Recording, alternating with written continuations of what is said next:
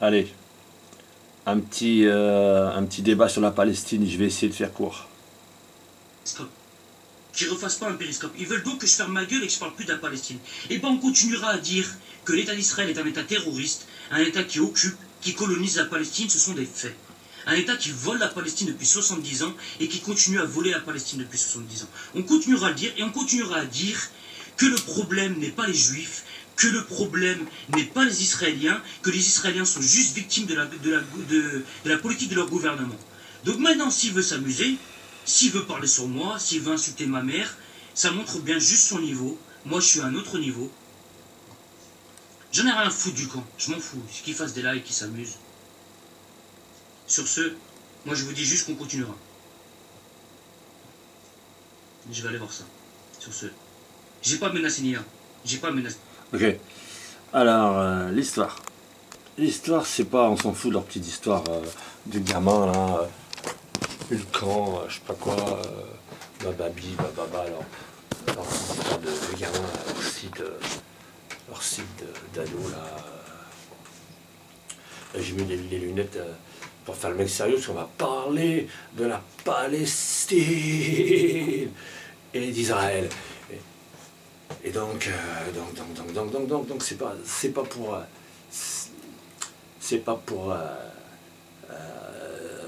moi, c'est pas pour, je suis pas du tout dans le camp du camp. Je suis pas dans le camp du camp. Ouais, je fais pas partie de leurs affaires de gamin là. J'en ai entendu parler en suivant les affaires là. Mais bon, bon, il me fait rire, le Grégory Shell, il me fait rigoler, hein, ça déconne. Je trouve marrant quoi. Et puis bon, bah, évidemment, il a des méthodes qui sont cheloues quoi, c'est sûr. Mais bon, quand il vient déglinguer des mecs, comme Bassem Breki, leur foutre le bordel chez eux, quand il appelle des connards, des emmerdeurs, tu vois, quand il a appelé El Fassi, je me rappelle, il lui a dit qu'est-ce que t'as, tu veux qu'on fasse un combat de youpinitude et tout pour savoir c'est qui a un plus gros réseau de youpins. Bah, il est drôle quand même, putain, c'est injuste.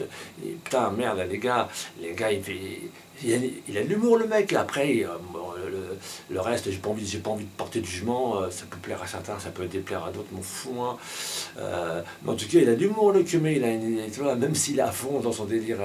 Moi, je suis persuadé que dans le fond, il est pas plus sioniste. Pas plus sioniste que ça, mais puisque bon, à mon avis, je connais pas sa vraie vie au mec, mais bon, vu qu'il se retrouve en Israël, tu vois, et qu'il il a été quand même bien chaud en France et compagnie, tu vois, qu'il a des mandats de machin et tout, bon, à mon avis, je pense que bon, bah, comme il est juif et compagnie, bah voilà, il a opté pour aller là-bas en Israël, pour faire son alia, et puis qu'est-ce que je peux dire d'autre? Je peux dire d'autre, bah, comme il n'a pas l'air trop con, mais si ça se trouve, oui, effectivement, ça se trouve, il s'est trouvé une façon de faire de la thune via des bordels. Il doit être assez malin pour ça. Et puis, bah écoute, t'as vu, là où j'ai vu là en vidéo, il montre là où il vit, ça a plutôt l'air d'être sympa, quoi. Bon, enfin bref.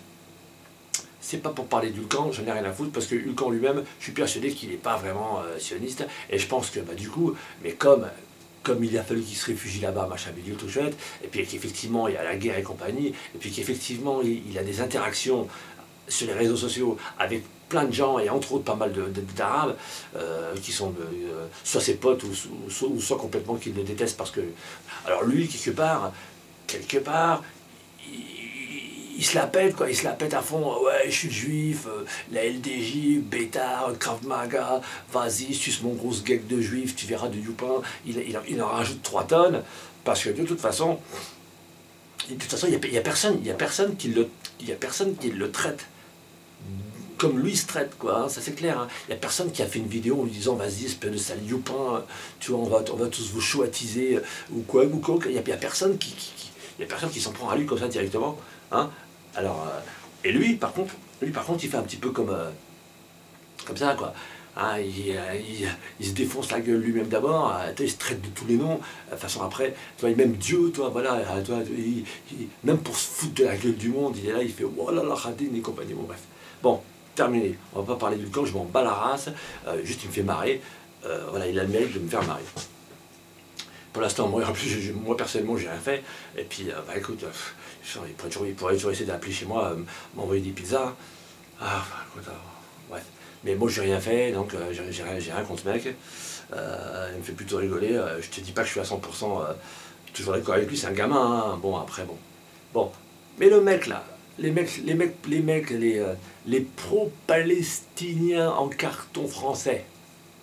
Hein, parce que alors, nous, en France, on en voit hein, des associations, des pro-palestiniens, tu les vois marcher dans la rue avec leur kéfi palestinien. Moi, je te dis pas que j'en ai pas un chez moi, mais moi, je l'ai depuis les années 80. Donc, si tu veux, ça n'a rien à voir de symbole. Ça fait c'est plutôt par rapport aux Arabes. Hein. Moi, j'ai ça par rapport à mes fréquentations, mes copains rebeux. Hein, voilà. Donc, à un moment donné, je me suis trouvé des vêtements au fur et à mesure, quoi, comme ça, hein, que je rajoute, que je mélange avec mes fringues. Voilà. Donc, mais c'est rare hein, que je le mette, mais en plus pour moi, ça n'a pas de symbole de lutte pro-palestinienne. Et puis en même temps, vu l'ambiance qu'il y a actuellement, bah, c'est pas demain que je vais le sortir, le bazar, hein, c'est clair. Hein. Mais bon, pourquoi je dis ça? Parce que donc, je voudrais m'adresser à tous les pro-palestiniens, là, et en l'occurrence, ce type-là qu'on vient de voir au début de la vidéo là. Donc le mec, nanani, nanana, que je ne connais pas et j'ai rien contre lui. En fait, je vois que, je sais pas pourquoi, bon, il s'embrouille avec le juif, là, Hulkan, donc rebeu, juif, voilà, il s'engueule, pro-palestinien, juif, tu vois, alors voilà, en fait, voilà. Alors l'autre, Hulkan, lui, ça le fait, lui, il s'est trouvé encore une petite cible, gratos, celle-là, putain, un pro-pal, qui habite en France et tout, tu te la ramènes, il défonce ta race. Pourquoi il défonce ta race? Parce que, on t'écoute parler, là, le garçon, là, mais tous les pro-palestiniens parlent, ils parlent pareil. Hein. Je sais pas comment, j'ai pas rencontré un si, il y a pas très longtemps, j'ai rencontré un gars, il est moitié syrien, moitié palestinien. Mais le gars, il est journaliste, tu vois. Le gars, lui, il est dans d'autres sphères, tu vois, il voyage dans tous les pays du monde.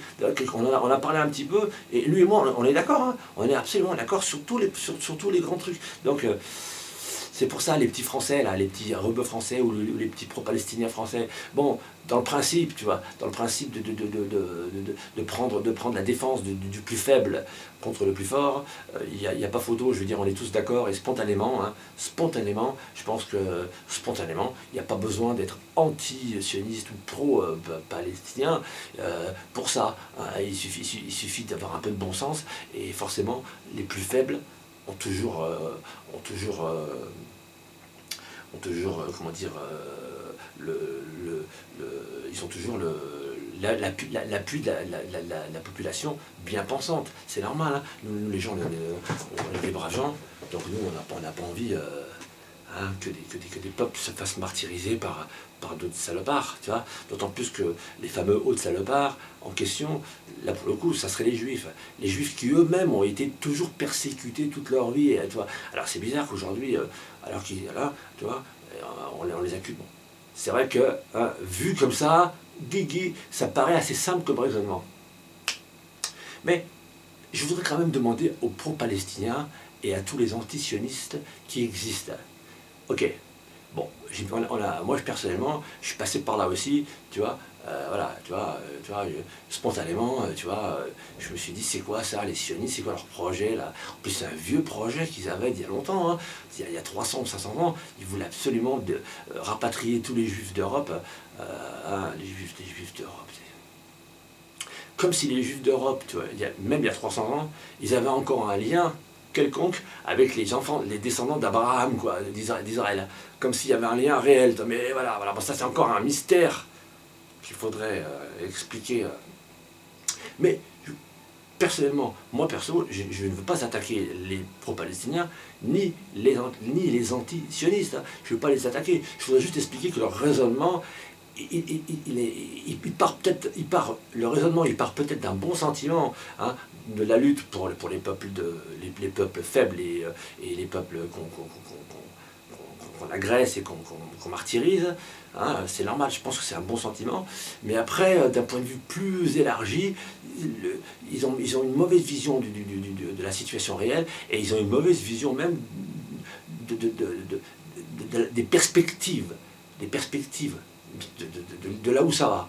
Hein, voilà, eux, ouais, ils s'arrêtent là, mais en vérité, déjà pour commencer, ça fait 70, depuis les années, lui il le disait, le mec, ça fait 70 ans, enfin depuis 48, mais même avant, les Palestiniens, ils ont toujours été occupés par les uns ou par les autres, même dans les meilleurs moments, même dans les meilleures époques, où on disait que il y avait les trois religions qui vivaient en parfaite harmonie en Israël, à Jérusalem et compagnie, bon, en Palestine, enfin bref, en l'occurrence, à l'époque, bon, même à ce moment-là, cette région a été sous tutelle consécutive d'abord de l'Empire ottoman, après des Anglais. Après, je ne peux pas faire toute l'historique exacte. À cette heure-ci, c'est pas le problème, il suffit à vous de taper sur Google pour vous renseigner. Et donc cette région a toujours été sous tutelle étrangère et non palestinienne. Jamais une seule seconde, et eux, ils ont eu un État palestinien. Donc, ils sont toujours fait un petit peu, Bon, ok, on va pas refaire l'histoire. Vous connaissez tous l'histoire comme moi en 48, c'est tatati. Comment est-ce que les Anglais ils ont réussi à rapatrier tous les anciens mecs déportés et compagnie, les ramener en Israël et compagnie. Bon, mais ça, c'est une chose. Alors évidemment, au lieu de vivre en parfaite harmonie avec les autochtones qui étaient majoritaires en Palestine à ce moment-là, eh ben non, les Juifs qui n'avaient pas de pays depuis donc de 2000 ans, qui vivaient en communauté dans tous les pays d'Europe et d'ailleurs, essentiellement en Europe. Donc tu t'imagines 2000 ans. 2000 ans. Donc ces mecs-là n'avaient pas de pays depuis 2000 ans. À un tel point qu'avant qu'ils aient un État en 48, on peut vérifier, c'est facile, il suffit de lire des bouquins de 1933, il y a plein de mecs qui ont écrit des bouquins, même avant, et donc dans certains bouquins, on peut trouver nettement que les gens en Europe, à un moment donné, à plusieurs reprises, ils ont été antisémites plusieurs fois, avant 1948. Ce qui veut dire que depuis 2000 ans, antisémite, j'entends anti-juif, parce que sémite, c'est pas pour les Arabes, là le terme, c'est juste pour les Juifs. Donc on sait qu'en Europe, depuis 2000 ans, les blancs-becs, les fromages blancs, les fromages blancs qui habitent dans l'Europe, là, en général, ils n'aiment pas les Juifs depuis 2000 ans. Okay, et ils ont été donc persécutés pendant 2000 ans en Europe, parce qu'on ne les aime pas, ces gens. On les aime pas. C'est pas une forme c'est pas du racisme naturel, c'est pas genre vu qu'on est occidentaux, naturellement on n'aime pas les Juifs, c'est pas ça, c'est que comme les Occidentaux ils vivent en Europe et qu'il y a une forme de communauté européenne qui existe quand même déjà depuis assez longtemps, même si aujourd'hui on parle d'Europe, mais elle a toujours plus ou moins existé depuis assez longtemps, et forcément ces Juifs en question qui étaient à part, qui avaient une religion à part, qui avaient une communauté à part, et donc qui ne voulaient jamais se mélanger avec... Ils n'avaient pas de pays, donc ils étaient les Juifs errants, les apatrides, et ces gens-là, forcément, ils s'installent en communauté, donc ils ont développé des systèmes comme les gitans ou quoi. Bon. Et du coup, même si les catholiques et tout, ils étaient contre les juifs ou pas, en tout cas, force est de constater que à la longue, le crime de la pensée antisémite est devenu un crime grave, à un tel point que aujourd'hui, être antisémite, c'est grave, quoi. Je veux dire, tu peux aller en prison, quoi, si tu tiens des propos antisémites. Bon, mais vous, les pro-palestiniens et les anti-sionistes, c'est quoi votre projet? Votre vrai projet, c'est quoi? Qu'est-ce que vous voulez? Vous voulez une fois que les Israéliens, les Juifs, une fois qu'ils ont envahi toute la Palestine, et qu'il reste un petit coin comme ça, dans un coin Gaza, tu vois, ou un petit... Et que si vous... s'ils voulaient les Juifs, qui c'est qui va les empêcher d'éradiquer en une demi-heure toute la plage et la bande de Gaza et exterminer ce peuple. Qui au monde ira leur faire la leçon? Qui ira leur tirer les oreilles en disant oh c'est pas bien d'avoir fait ça, on va vous faire. Qui va leur faire ça? Qui? Les Russes? Les Chinois? Les Américains? Qui va venir leur tirer les oreilles? Si eux ils décident de nettoyer la plage, là, et d'attraper tous les. Bon, à la limite, ils peuvent la faire en douceur. Ils peuvent amener des camions et puis prendre tout le monde et puis hop, les foutre dans n'importe où ailleurs, si vous voulez. Ils pourraient le faire. Bon, ils ne le font pas. Ils le font pas. Donc, bon, déjà vous allez me dire, ouais, c'est dégueulasse, ils envahissent, ouais, on n'est pas sur place, on ne sait pas ce qui parle, on ne sait pas ce qui se passe. Qui connaît les Arabes savent que les Arabes sont pas le genre à baisser leurs pantalons, et même sans pantalon, les Arabes ils continuent à te jeter des pierres. On les connaît les Arabes, c'est pas des lâcheriens, ok. Et les Palestiniens, avec leur charte du Hamas, qui consiste à détruire Israël, les mecs ils sont même pas en string, c'est-à-dire qu'ils sont en string déchirés, la chatte à l'air, tu vois, ils n'ont plus rien à becqueter, tu vois, ils sont carrément presque comme des cadavres, et ils continuent, ils ont la destruction d'Israël. Alors bon, moi je dis les gars, je vais vous le dire, dans l'histoire ça s'est passé comme ça. À un moment donné, quand tu es vaincu, faut accepter que tu as été vaincu, parce que autrement ça mène à rien, je veux dire. Voilà, à un moment donné, les Juifs, ils ont gagné, ils ont récupéré une terre qui n'est pas forcément à eux de façon officielle et légale, mais ils ont gagné cette putain de guerre. Et vous les gars, c'est quoi votre projet? Vous voulez quoi? Vous voulez qu'ils partagent la Palestine? Mais ça ne marchera jamais, parce que les Arabes, les Palestiniens, ils n'en veulent pas des Juifs, ils n'en veulent pas. Non, il n'y a pas de partage possible. Qui c'est qui va faire ça? Il y a un mec qui va arriver, le roi Salomon, il va dire je partage en deux. Non mais ça n'existe plus ça. Les mecs qui ne veulent pas de partage, c'est terminé, ils n'en veulent pas. Donc même si voilà, ma poêle en string, même avec des flèches, des balles, des obus dans la tête, ils continueront à ne pas vouloir de cet État d'Israël. Bon, ok, on a compris ça? Donc c'est pas négociable, Donc comme c'est pas négociable, c'est pas négociable. Donc maintenant Israël, ils ont gagné. Ils ont gagné la putain de guerre, ils se font aider par qui tu voudras, machin, on s'en bat les couilles. L'important c'est qu'ils aient gagné le terrain, ils l'ont, voilà. Et vous voulez quoi? Les anti-sionistes et les pro-palestiniens, vous voulez quoi? Qu'est-ce que vous voulez? Vous voulez qu'on fasse quoi? Vous voulez qu'on élimine ce parti sioniste? Vous voulez quoi? Vous voulez qu'on fasse quoi? Et puis vous voulez vous voulez quoi? Vous voulez garder les Juifs en Europe, alors qu'ils ont l'opportunité d'avoir un pays et de quitter enfin l'Europe depuis 2000 ans, et puis justement de mettre fin à cet antisémitisme. Une fois que tous les Juifs seront en Israël, ils pourront pas se plaindre d'antisémitisme.